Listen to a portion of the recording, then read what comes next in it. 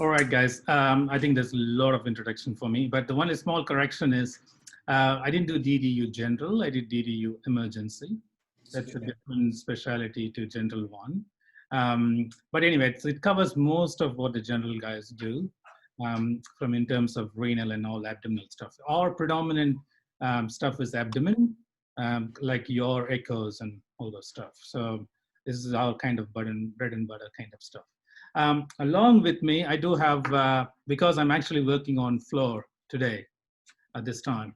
So I got my ultrasound registrars with me. They're all back here. So it's good time, like they can also listen to the lectures if you don't mind. If there is any noise coming in, that's probably from them. All right, so with that, we'll start on.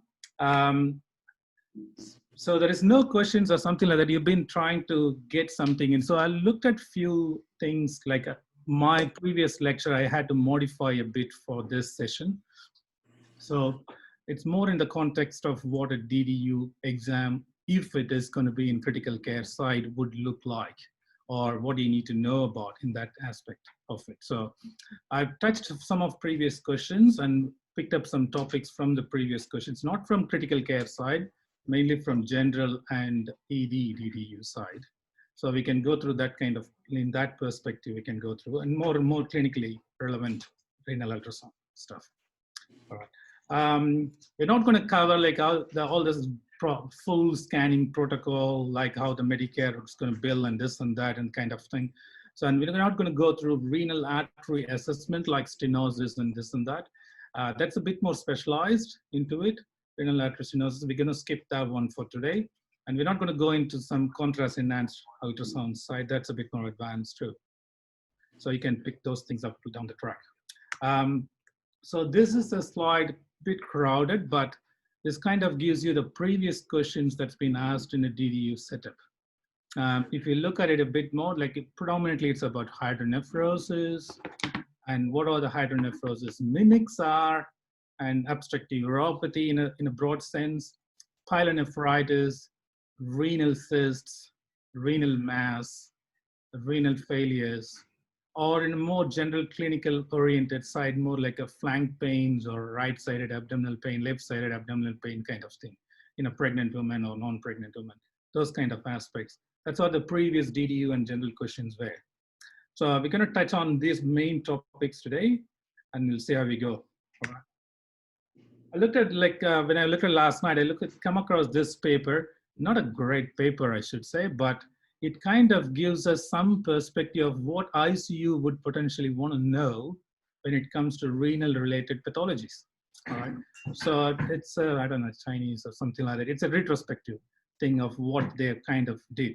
So what they looked at is like all these patients, like 400 plus patients, they went back and said who had renal ultrasound and what is the reason why they're doing it. Predominant of them were acute renal impairment.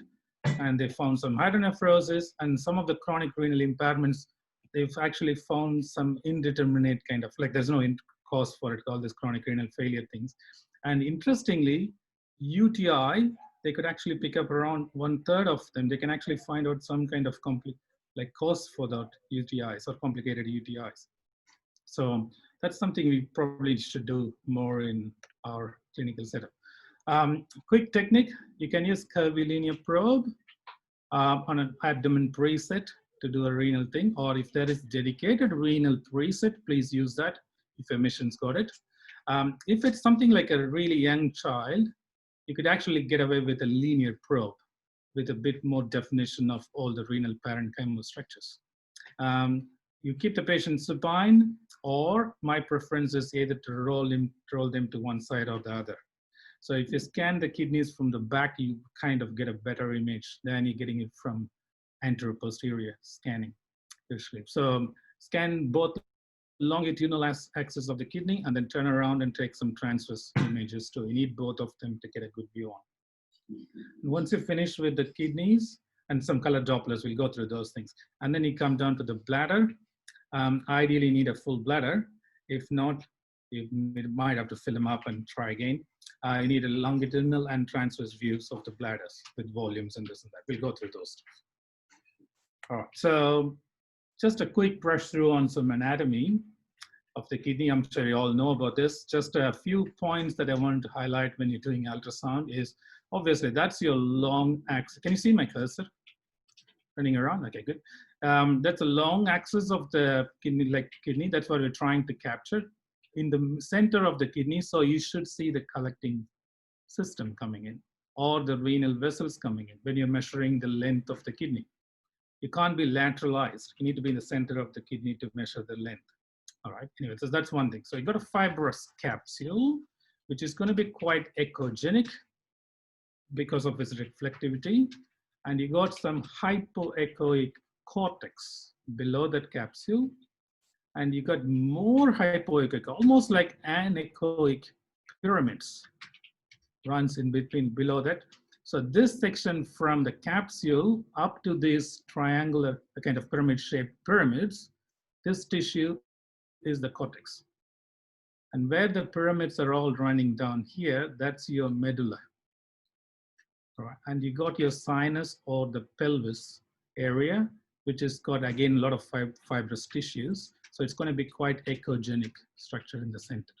So basically, you got an echogenic capsule, hypoechoic cortex, almost anechoic pyramids, and an echogenic sinus or pelvis. And in between, you're going to run some anechoic vessels into it. All right. So in terms of vessels, there's only a few things we need to know. These are interlobar arteries, and you got some arcuate vessels, arteries in the thing. Just remember this one, because when you're going to assess some perfusions and resistive indices, this is where we're going to take the sample from. All right, down the track. So we'll go to those things. So move on. So I said just a long axis of a kidney. Very good. If the marker is on this side, most likely that's going to be your superior pole. That's going to be an inferior pole of kidney. We got your fibrous echogenic capsule, hypoechoic cortex. We got almost anechoic pyramids in there, and you got echogenic sinus or the collecting systems and fibrotic fatty tissues. You can see some kind of streaky, linear, connecting anechoic structures, most likely going to be the collecting system. Sometimes it could be blood vessels. So you probably need to depend on color Doppler to ascertain which is what. All right. So when you want to measure a kidney, you need to measure from pole, like bipolar length. That's what we're interested in, superior pole to inferior pole. This slide particularly like it mainly because, what is this? This echogenic shadow coming from? You're allowed to pick on people, VJ, if you like. Oh, nah. Yeah. How about Ben? Do you want to kick off? Do you know what that is? I mean, it looks very much like a rib. Very good. Thank you very much. Rib shadow. It's very hard to avoid these bloody ribs, though, to be honest with you. So sometimes you just let it pass through in the middle. If we can't get don't put the ribs shadows at the pole, rather put it in the center. So you get a sharp poles to measure. If you want to actually ascertain the parenchymal structures, then you need to avoid those rib shadows away. But for measurement purposes, you can put the rib shadow in the center. It's not going to affect your measurement length. All right. So that's why I just wanted to put this picture into it. So it's very technically sometimes difficult to avoid the ribs when you're on a true long axis of the kidney. All right. So once you finish with the long axis, you go transverse views. Ideally, you need to measure your superior pole on a transverse view and the mid or the hilar region of the kidney, and then a slice of your inferior pole. All right. So you just keep going. When you're coming to mid-level, you should see the renal vessels coming inside. So you take a color flow sample on the mid. So you get a long axis measurement. If you want to show some flow on the long axis, that's perfect. So transverse, superior pole, mid, and lower pole. In the mid, show the renal vessels coming in. All right.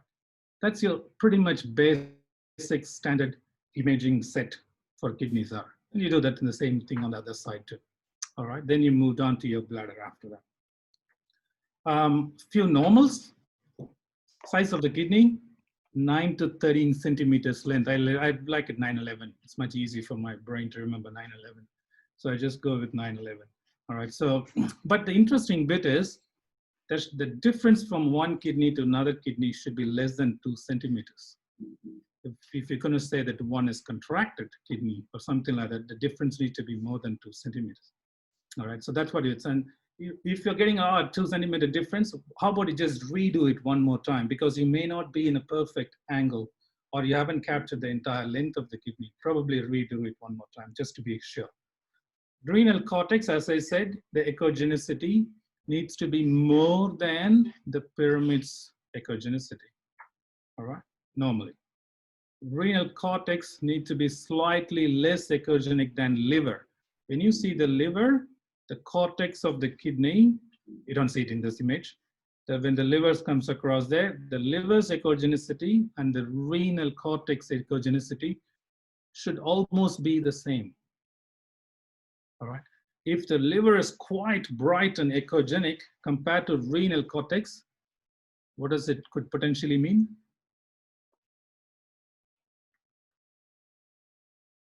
Fatty liver, usually. The more common reason is the fatty livers. All right, that's the one of the way to find how reflective the liver is. You just compare it to the renal cortex. All right, on the Morrison pouch or the normal e-fast view or something like that, you can actually have a quick look at it. There are other causes. Sorry, Vijay, can you say that for me again? Yep. The liver's echogenicity and the renal cortex echogenicity should almost be the same. Okay. All right. If you actually go and see a pediatric kidney, like really young ones, all you see is like, yeah, there's a big blob of liver and the kidney tissue, and all you see is just a capsule in between. They almost match the echogenicity. You don't even differentiate it. But when the adult come in, like if you've got a fatty changes in the liver, because fat is quite reflective and it just absorbs like all the things and a lot of reflection going on. So you get a more brighter liver and a dull hypoechoic renal cortex. Thank you very much. Cheers. So other causes, there are other causes for liver reflectivity, like cirrhotic livers, like if you got masses and this, and they are reflective too. All right, but anyway, fatty liver is a very common thing to look into it.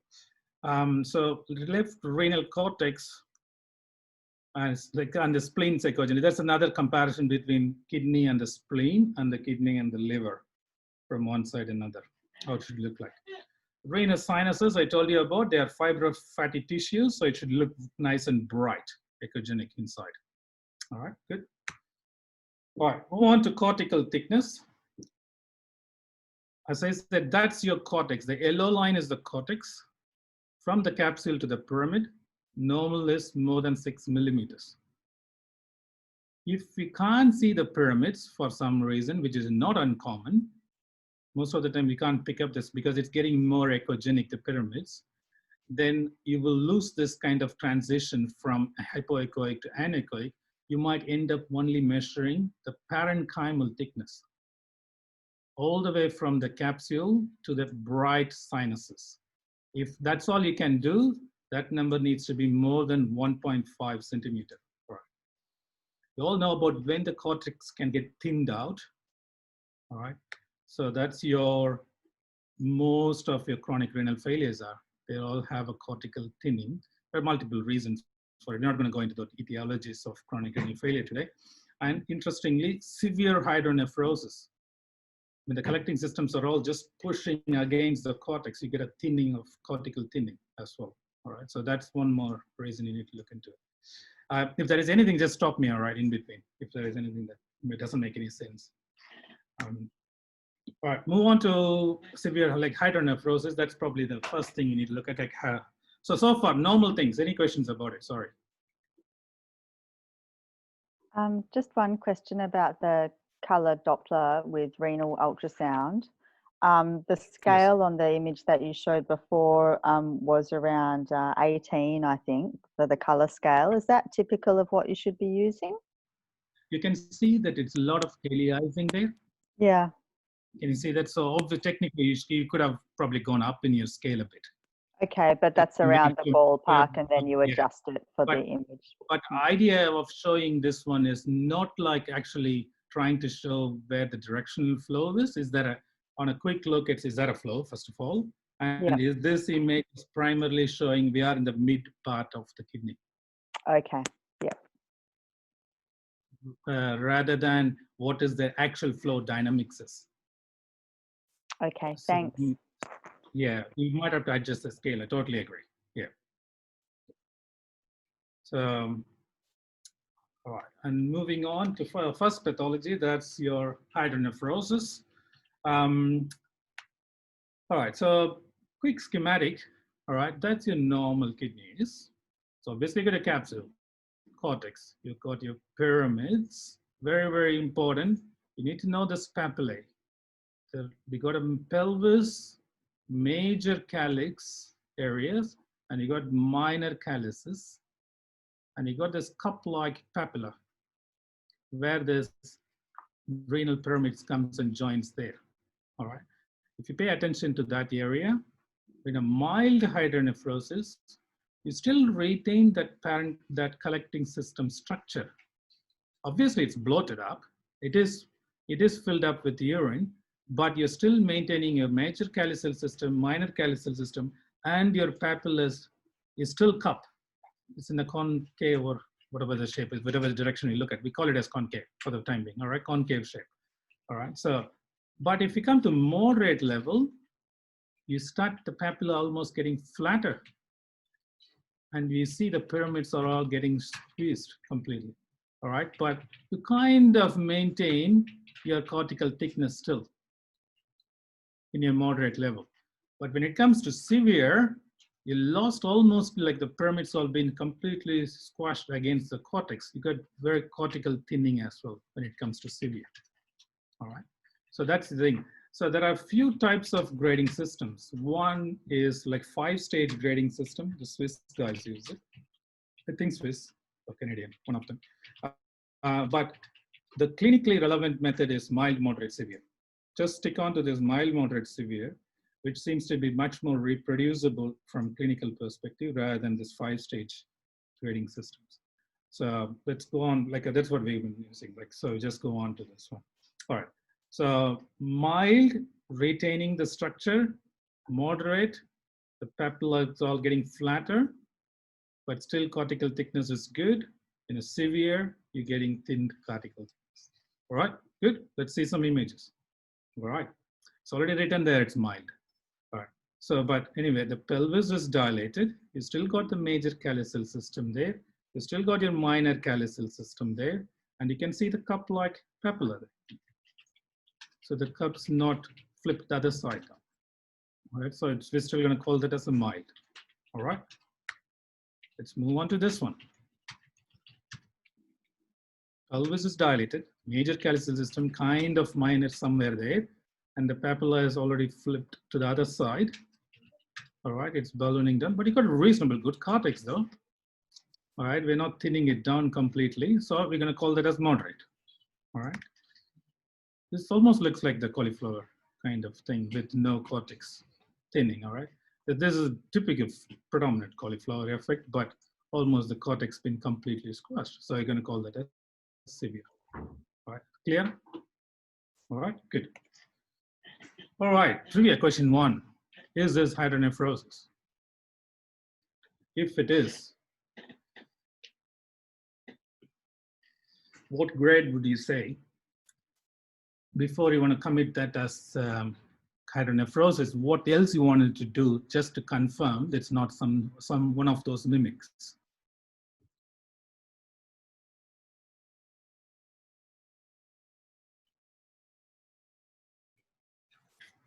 I'll have a crack at this. I'll kick off, Vijay. Yeah. So so it's normal size because it's within that 9-11 sort of centimeter area. Yep. You look like you've got I guess, is the measurement that you'd want around the calyces or at the actual pelvis junction? What measure? Yeah, just where your arrow was there. Could you measure the pelvis? Yeah. Can that help you? To see, but to grade it, or what I'm trying to do? It definitely would only be mild. If there was hydronephrosis, you'd say it was normal or mild. If at all, anyway, it's going to be mild. All right. But what are the other possibilities you need to rule out before you say that is a collecting system? Is there something else could look like the collecting system there? Obviously, your vessels, there. The blood vessel, did you put the color Doppler on to see if you've actually got blood vessels in there? Got it, got it.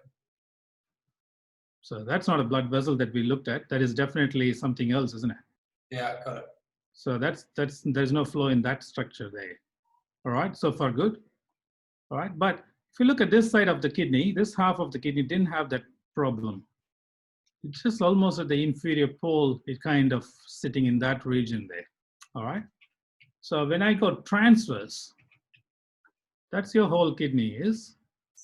It is kind of sitting in the middle with a roundish structure there. So that's a cyst. Possible. Could be, if it is a cyst, what would you call that? It's going to be more like a parapelvic Parapelvic. kind of cyst. Or what is another one that could be? This Could is that be a hypoechoic shadow, like secondary to like acoustic shadow, secondary to some calcification? this one you're talking about, like going down, isn't it? Yeah. That's your edge shadows coming in from the kidney. So kind of getting a little bit of a shadow there. I don't know what this is. Actually the pelvis of the kidney, of the collecting system. So this is actually the CT image of the same patient. All right. If you look at it in a transverse image, the whole kidney is pretty normal. So this is just an extra renal pelvis. No shit. All right. That's another DD for parapelvic cyst. It's an extra renal pelvis.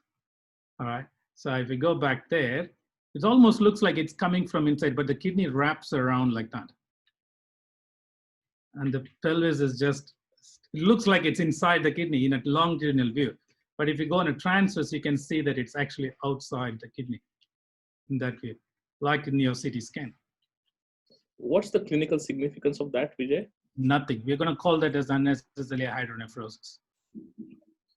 You just got to make sure you're not calling that as hydronephrosis when it's an extrarenal collecting system. That's right. It's just an extra renal pelvis. This guy was just last week guy. The I pain, should have let someone else answer that question. pain was on the left side. This thing was on the right side. So luckily it was on the opposite side, so I didn't call it as hydronephrosis.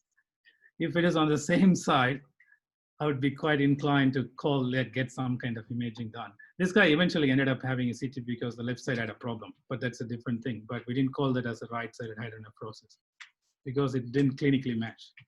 So anyway, so that's one of the things. What about this one? Question 2, is this a hydronephrosis?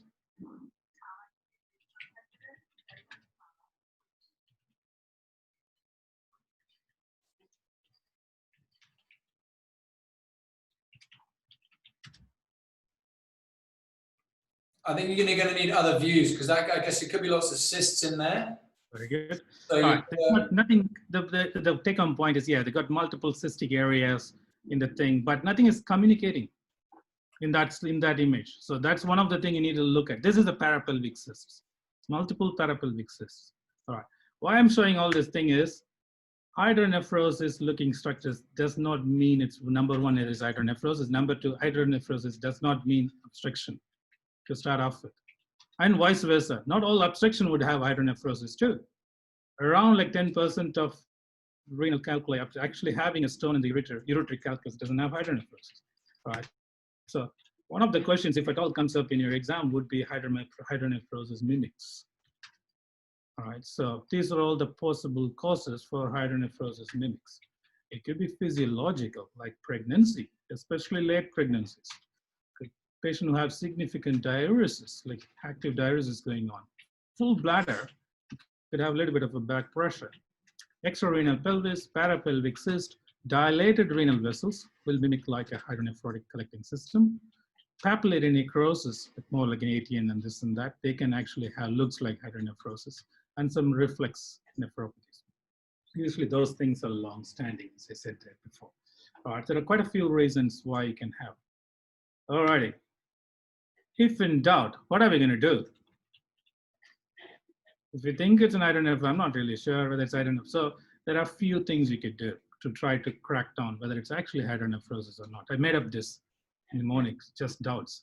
So one of the things is use some color Doppler. All right, that would take off your renal vessels issue, possibly. All right, look at the other side. Are we having a bilateral extrarenal pelvis or bilateral cysts on both sides or something? That's probably not. Look at ureteric jets. I need to warn you about ureteric jets. Anyway, we'll come down to that, but that will actually help you a little bit, but you can't take that as be all end all kind of thing. Ureteric jets are. All right. And look at the bladder for any kind of stones or sludge that could actually be a cause for this hydronephrosis thing. So, or look at pelvis for some tumors or something pressing on the ureters. All right. And actual stones, you can actually look at it proximal ureter or intracalyceal areas or distal ureter almost at the VUJ level. Or interestingly, you can see the ureter crossing over the iliac vessels at the pelvic brim. Very easy to pick. All you need to pick up the common iliac arteries and vessels. The ureter crosses over, whether it's dilated or not. All right, so that's another spot you can look at it. Oh yeah, I like this question. We had this question in our exam, so I'm just going to put that up here. So I said like late trimester pregnancy, you get hydronephrosis. And which side is it common? Clinical reason is you shouldn't be calling that as hydronephrosis, or shouldn't be doing anything about it. Just let it go. So if you see this, right, left, no preference, or no. The most recent one here is being pregnant. I think Benny should answer this question. She should know. That makes me an expert. Yeah. What do you think? Right, left? Is it right? Why there would be, like, why it would be unilateral?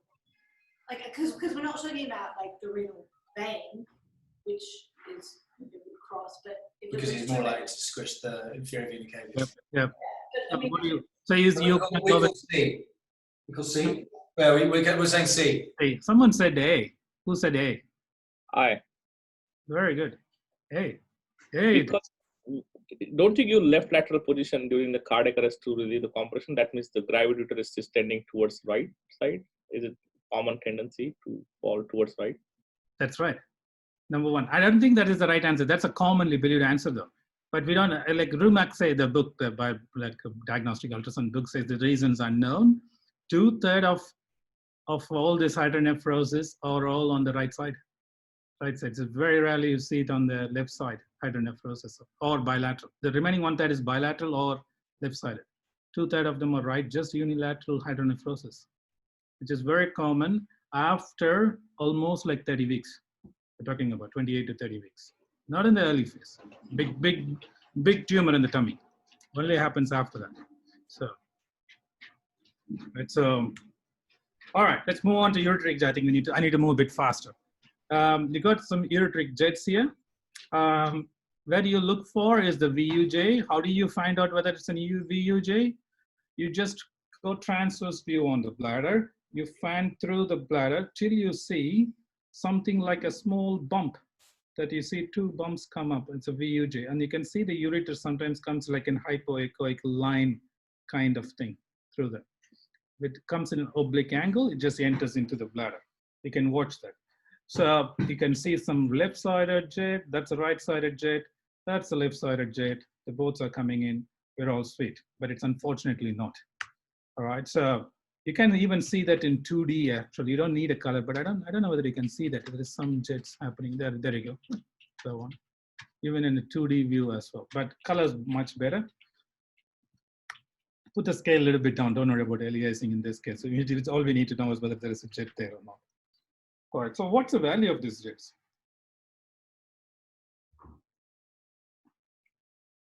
All right, let's go and think.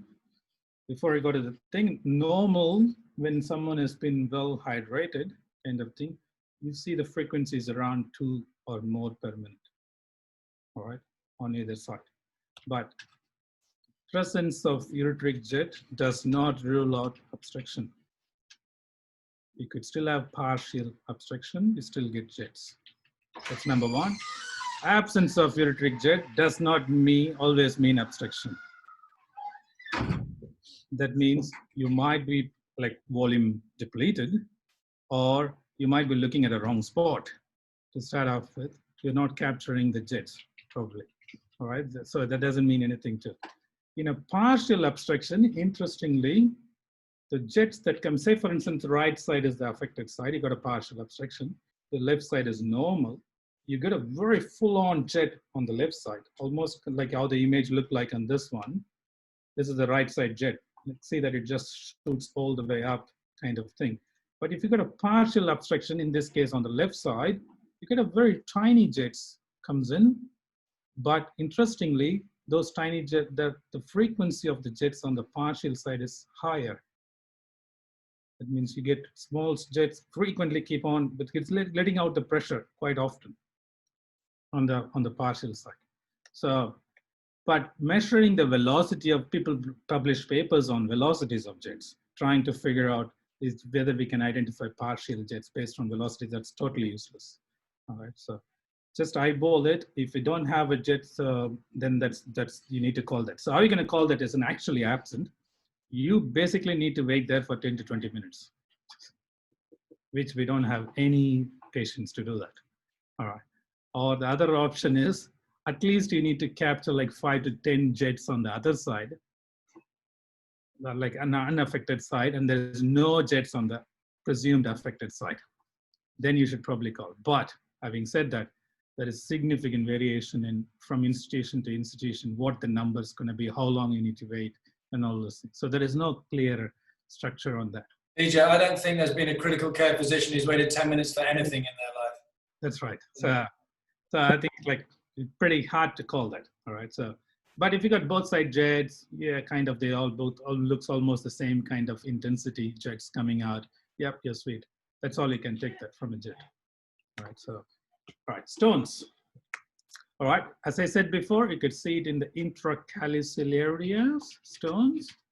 I got a question for someone before that. What is this one? The stone causing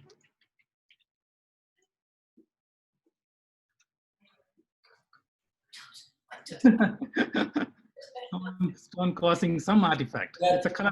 Twinkle artifact. What is that called? Twinkle artifact? Exactly. It's a twinkle artifact. So when you throw in a color on a stone, it causes a twinkle artifact. The exact mechanism is not known yet. All right, there are theories for why it happens. Anyway, so we don't have to go into that one. But that kind of gives you another idea. I got an echogenic stuff there. I'm not really sure whether hitting one of the vessels a bit more perpendicularly causing that kind of shadow, like an echogenic structure, or is that a gas or gas in the kidneys, or is that actually a stone? So you throw in a color, it would probably give you this one. All right, my question wasn't that. My question was, why there is no shadow from the stone?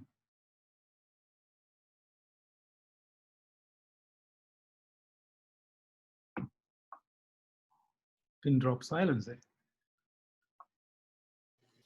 Because of what it's made of? What is that? Very good. Because of what it's made of?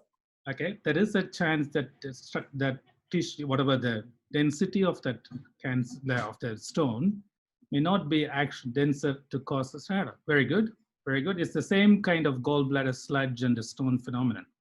All right. Anything else? Is it because the pelvis is more echogenic than that obstructs the shadow? I'm making it up, but if it is a shadow, it needs to go all the way down though.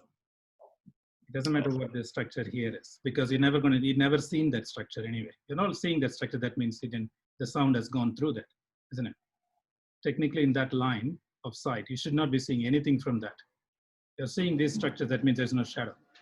Anyways, that's not the thing. So for a basic thing, anything that needs to shadow, foreign body, stone, something like that, that structure needs to be at least the width of the beam in that spot to cast a shadow. If it is less than the beam's width, you're not going to have a cast shadow. It's a very, very common problem in renal stones. They are quite tiny ones, all right? They only see it like an echogenic spot. It doesn't cast a shadow, all right? But we classically want to see the echogenic focus with the shadow going down to call it as a stone. That doesn't happen in this bloody intrarenal stones because they're tiny ones. All right, sound wave just goes around it, pretty much. All right, so that's why the color is kind of helpful to pick those spots up. All right, so that's your kidney. You got your pelvis, and you got a proximal ureter, and you can have some stones in the proximal ureter too. It's not a very good, because the kidney kind of finishing off, you got bowel loops coming in. all the shadows. So that echogenic structure is one of the proximal stones. It's going to be possible too.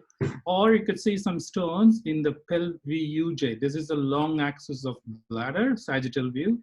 This is the transverse view, or distal longitudinal view, but you got this VUJ stone with a twinkle again.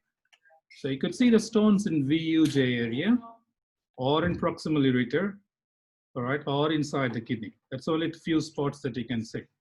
That's your twinkle from the VUJ stone. That's your ureteric jet. So you still got a ureteric jet, and you still got a VUJ stone. That means it's just a partial obstruction. All right, so you're still getting that one. All right, spotter. I can tell you one thing. These are all pyramids.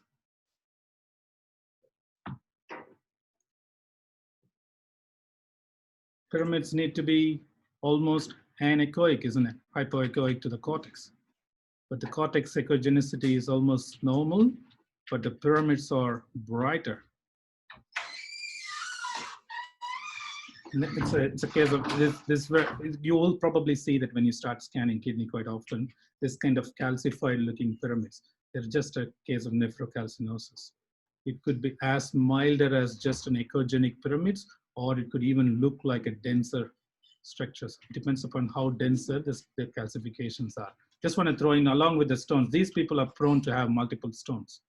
These people, so they're going to have some stone diseases and renal colics quite often. Yes. Okay. The second image, will you call that as a hydronephrosis? There is some hydronephrosis because these people will block it.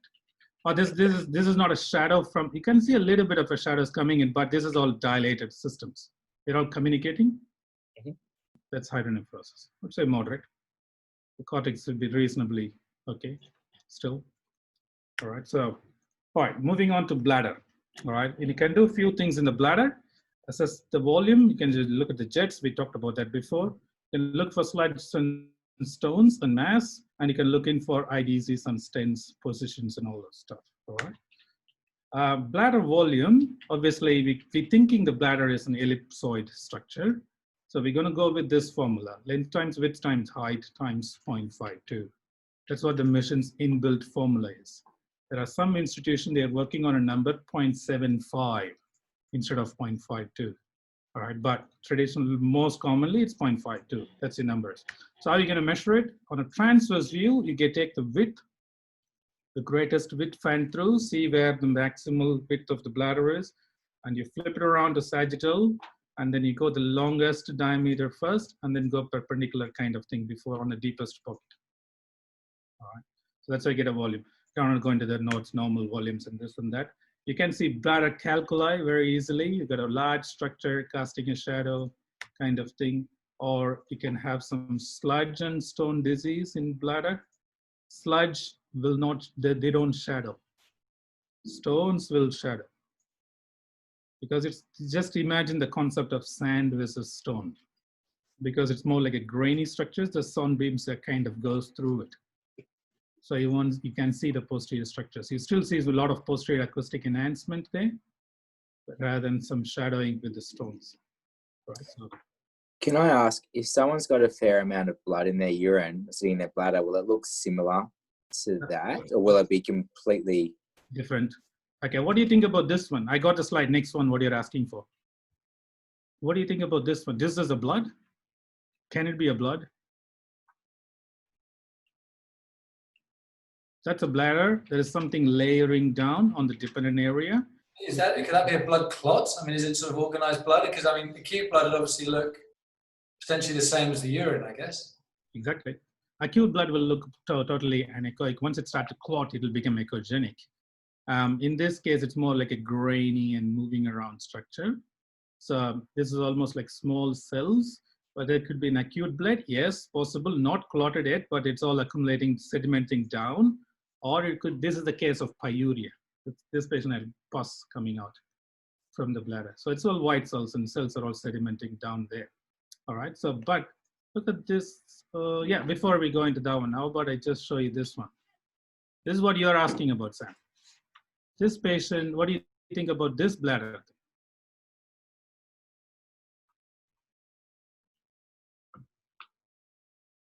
The echogenic sort of part of the material in this bladder looks more heterogeneous than in the last image that you showed us. That's more uniform, isn't it? But this one has got like linear anechoic areas in between. What all does this fibrous structures running around? So that could be fibrin strands if it was blood in the bladder. Thank you. That's actually a patient with hematuria come in with urinary retention. They had a massive clot in the bladder. That's why you couldn't go in for retention. So obviously, this is a bladder mass. So we throw in some color to see if there is any vascularity to that structure. There's no vascularity, right? So what we did is we couldn't get an IDC for this guy. That's why we just ended up cleaning at the bladder. So you know the wire technique nowadays we do, put a thin wire through it, and then make sure the wire comes into the bladder first. Some jiggle the wire a bit so the clot gets moves around. Then you feed, you'll most like a Seldinger technique, you feed your IDC after that. And you just confirm your IDC position once you got the wire inside. All right, so that's actually a clot. You can see some kind of heterogeneity to it rather than more like a uniform sand-like structures like in the pyurias. So that's a bit different, but it could be an acute blood. I totally agree with Sam in that case. So it's not clotted it kind of thing. So what do you think about this one? This is a sludge.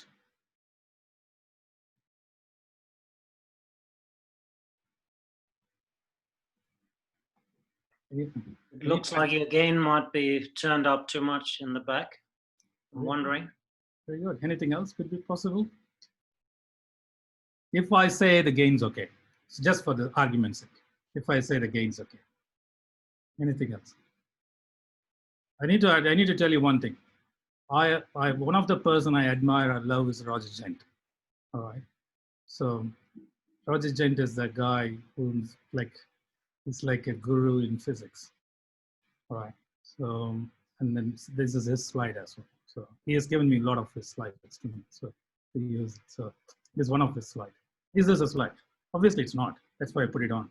All right. What else it could be?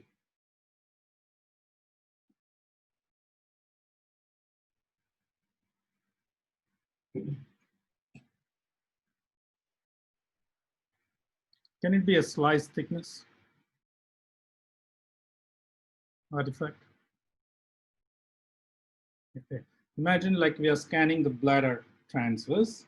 If I capturing the anterior and the posterior wall that goes around like that in one slice thickness in that thing, so you'll just put that some of the wall in that area. Does that make sense? If you can imagine that. If you're slicing the bladder and then you get this kind of echogenic wall because you got the anterior and posterior wall going down on that, you're capturing that. It's a kind of a slice thickness. So now the question is, how do we prove this is a slice thickness problem, not a sludge? That's what our clinical worries. Look at it in the opposite plane. Okay, Danielle, got it. Still looks like it's there, but I still think it's a gain problem. That doesn't help it, doesn't it? Now you might be capturing the lateral walls now. In the slice thickness, in this angle, you might be capturing the lateral walls too. That doesn't help. Anything else? EJ, would you want to scan through the bladder? Scan it through the bladder means? Can you be clear? Yeah, as in almost like going off axis. So you're scanning in the same plane, scanning through the bladder with multiple different views. Would that help? Would definitely help. Would definitely. If you go out of this traditional views, go oblique, you might avoid it. Yes, you might avoid the slight things problems. I totally take it point. Anything more easier than that? More easier, solid proof. You can't argue. Color Doppler? Nope. Something more easier than that. Don't have to think about too much. Would you flush the catheter? You're going invasive, non-invasive techniques. Move the patient. Move the patient. Yeah, move the patient and see if it Roll the moves. patient to one side. If it is a slight little sediment down on the other layering now. If it's a slice thickness, it'll still be there. Doesn't matter which angle you turn around. All right, just roll the patient. All right, always do it. With ultrasound, the biggest advantage of ultrasound is dynamic maneuvers. right? Which any other modality can't do it. So we need to use that. So anyway, so otherwise, like when you're putting in a difficult catheters, you could probably see that tube IDC coming in. You could use that for that. I told you about the bladder quads. IDC stents, actually, you can actually see the stent positioning when it comes inside, like a foreign body kind of thing coming inside. That would be helpful to look at it. Spot diagnosis again. Oh, we're running out of time. Sam, what's the goal like with your time? Is that all right if I overrun by 5-10 minutes? Yeah, we got about another 5 minutes. Is that okay? Good, good, yeah. Is it oscillatory reflux? Closer. Something actually protruding reflex doesn't, patient might have a ureteric reflex, thank you very much, but what is that structure as such? It's got an anatomical pathology too, isn't it? 7-year-old male. Younger kid, yeah, obviously you guys don't see that often, but it's an ureterocele. All right, so recurrent UTIs, just think about ureterocele as well. Like the whole ureter is just protruding inside. Once they got a ureteric jets come out from that, it kind of shrinks down. Pressure goes off completely. All right, so all right, moving on to the next. Oh my God, I don't think we'll finish in 5 minutes. Sam. Sorry. So that's your kidney. Okay, so you tell me now in this view, where does this cortex finishing and where is the medulla happening there in that view, in this area? Can you see any differentiation there? Corticomedullary differentiation. Can you actually make it out? Even if I freeze it, I don't know how it can freeze it. There you go. So it kind of lost its corticomedullary differentiation, if you can agree with me. Or I can show you another image. The inferior pole, can you see some echogenic stuff coming up there?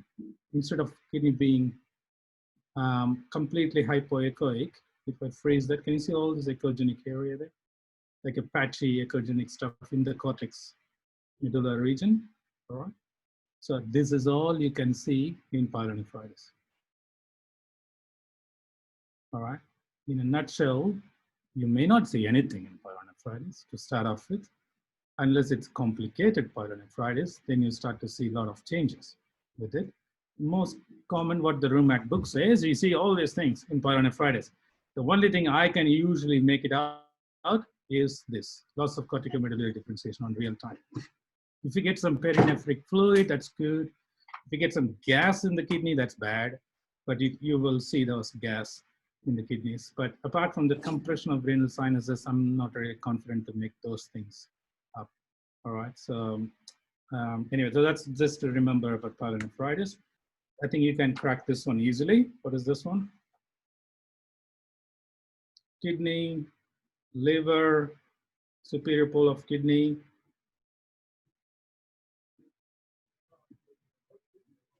Cyst? Cyst, but it's got a lot of echogenicity within the cyst. It's not like a simple clean anechoic stuff. You got some heterogeneous and there's a lot of vascularity surrounding it. It's a malignancy? Tumor? Possible. If it's a tumor, you should see some flow within it. If not, it's an abscess. Oh. All right, we're talking about pyelonephritis. Obviously, the complicated factor is renal abscess. All right, from that aspect. So it could be very heterogeneous masses coming inside the kidney. All right. Some common elements, just flick through. You can have some fetal lobulations, very, very common in kidneys because they've been embryologically formed like lobules. They're all trying to come together. It's very common. Don't mistake that as a tumor. All right. It still retains the normal cortical structures, but it's quite lobulated. That's normal. You can have duplex system, one collecting system here, another collecting system there, and you got the cortex tissues going in between it. All right, so that's a duplex system. That's normal too. All right, people with ureterocele most likely have duplex systems. All right, so that's a very common congenital thing that goes on. That's a vertebra, aorta. The kidney could be fused and crossing over the midline. All right, so that's usually at the inferior or superior pole, just joined together like a horseshoe. Sometimes you see a big bump on the kidney. That's not a tumor. That's just a normal variant. It's called a dromedary hump. The reason why it's not a tumor, you can see still the pyramids inside. All right, that's the differentiating factor. If you see pyramids inside, that's usually a normal variant. If you're not seeing a big lump going on, you need to investigate it further. All right, cystic lesions, solid lesions, and it's a long way, man. The common common lesions that you see are all cysts. All right, that's the common stuff you see. All you need to remember is just this one classification. That's probably the complicated factor of the whole kidney disease. All right, so that's this. It's called Bosniak classification. This is what universally been used for any cyst. If you see a cyst, look for septations like this. All right. If you don't have any septations or just one septation, thin one, less than 3 millimeter, like a gallbladder wall, they're all fine. No septation, thin septation is fine. If you're getting multi-septated, thick septations, they are bad. They all need investigation, this stuff. 2F means follow-up. These people need follow-up. 3 and 4 are bad. All right, so but that's all you need. But size doesn't matter, at least in one place. It doesn't matter how big the size is. It doesn't matter. The cyst is. It's not classified based on the size of the cyst. It's about the architecture. What do you think about this one? Very clean looking cyst. There's a bit of a shadow. Ignore, sorry for that. There's no septation between always single simple cyst. But look at this one. Cyst with a lot of septations, complex cyst. So this needs to be investigated further. All right, so simple. So if it's other complex cysts are hemorrhagic cysts, infected cysts, abscesses, the worst part is the RCC can be cystic too, cystic RCCs as well. Polycystic kidneys, I don't think you need to, you guys need to worry about it, probably not for us much. Multiple cysts within the kidney, renal failures and dialysis and all those things. You guys need to know about this stuff, but it's very easy to pick it up. Solid lesion, the only thing I need to let you know about the big gun is the renal cell carcinoma. But importantly, what you need to know about is AML. This is an AML, angiomyolipoma. Looks like a snowball, like a white ball in the kidney. It is benign. Don't have to do anything about an AML. But unfortunately, this is renal cell carcinomas. That looks like an AML too. All right, that looks like an AML too, but they all turned out to be renal cell carcinomas. Renal cell carcinoma could be in any form, could be lytic lesions, echogenic lesions, this kind of heterogeneous lesion. Unfortunately, from our point of view, from ED side of it, any solid mass that we see, we escalate it up. Cystic mass, if it's a simple cyst with one septation, I ignore it. Anything else, we escalate it up to look into it. Resistive index, I think you guys need to know about it, not much from ED point of view. All you take it is a pulse wave sample at the interlobar arteries or at the arcuate arteries, all right? Then you get your peak systolic velocity and diastolic velocity. There is a bit of a low resistance flow always in kidneys, all right? So if you measure that one, the resistive index is 0.77 in this case. Normal is somewhere between 0.5 and 0.7, 0.7 being the traditionally accepted number for a kidney, all right? Any resistance more than that is bad, obviously. So there has been values put on for hydronephrosis. There is a difference in patient who have got hydronephrosis will have a higher resistance and this and that, but it's not been very well validated for hydronephrosis. The only place it's of very good value, I think, is your transplanted kidneys.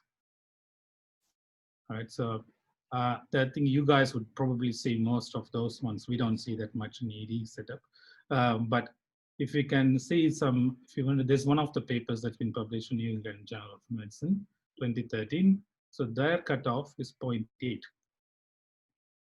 The resistive index of more than 0.8 seems to have higher mortality with the transplant kidneys. So just remember that one. If you're thinking about transplant kidneys, just try to get some resistive indices. All right, any questions? And Vijay, for that resistive index, how do you know you're not off axis there? Very good question.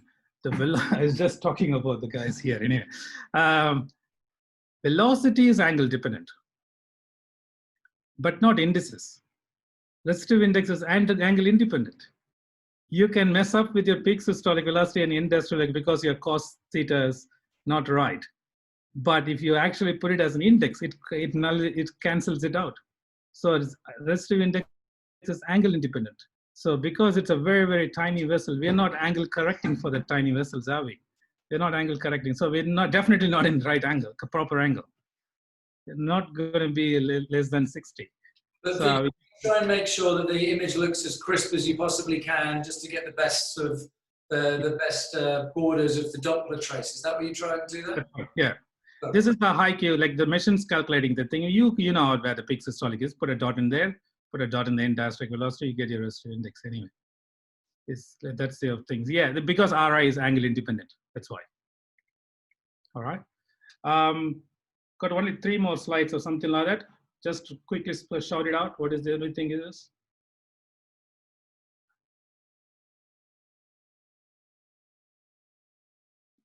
Hydronephrosis or not?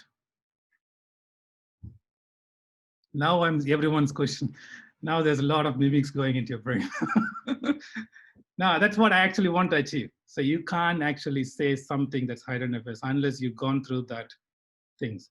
You need to throw in a color Doppler. You need to make sure that you're in the center of the thing. It's not a it's not a parapelvic cyst, but it's not a big communicating system. The only possibility could be a renal artery, renal vessels, dilated renal vessels, which is not in this case. This is actually a collecting system. If I say it's a hydronephrosis, what do you say? What's the greatest? Mild.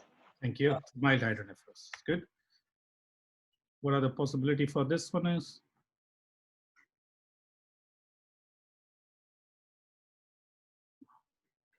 Cyst. Yes, complexes. All the DDs for the complexes. Abscesses. Hemorrhagic. Could be a mass. Could be all those possibilities. All right. You need to go through those kind of things. All right. So, and in the clinical context, in the right clinical. You got 2 pathologies. You won't get anything for the first pathology. You'll get something for the second pathology. Sam will buy you a coffee or something.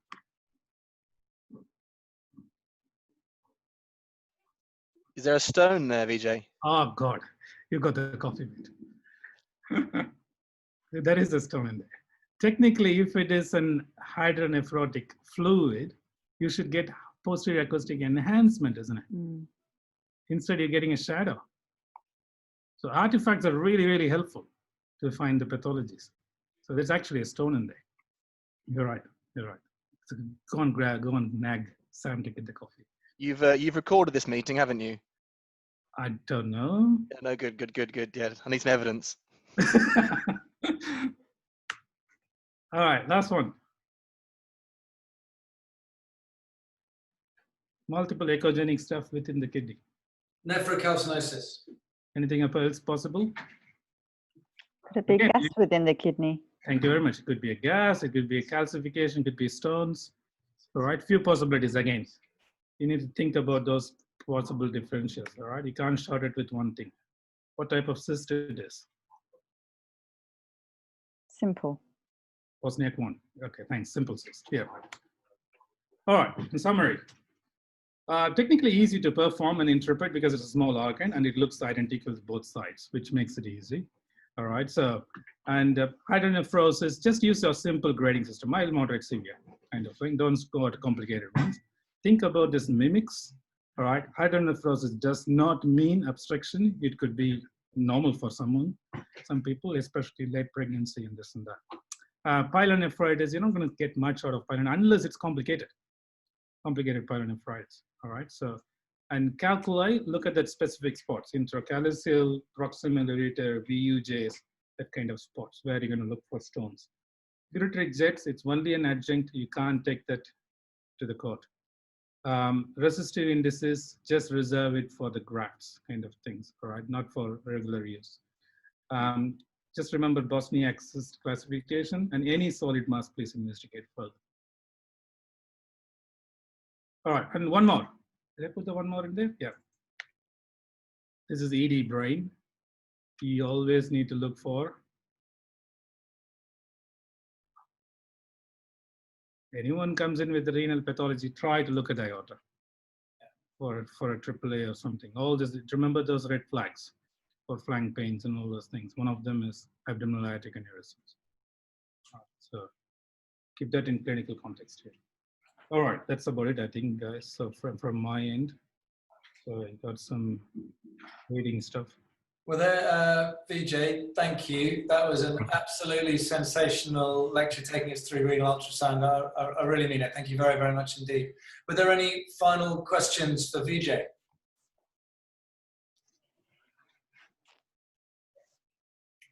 Vijay? That was fantastic. Thank you. Yeah, here. Vijay, thanks very much, buddy. That really is fantastic. I hope we can steal you to maybe give one of these every now and again to the next bunch of DDU guys coming through, because it was brilliant. Thank you very much. Thank you, guys. See you. Thanks, Vijay. Thank you.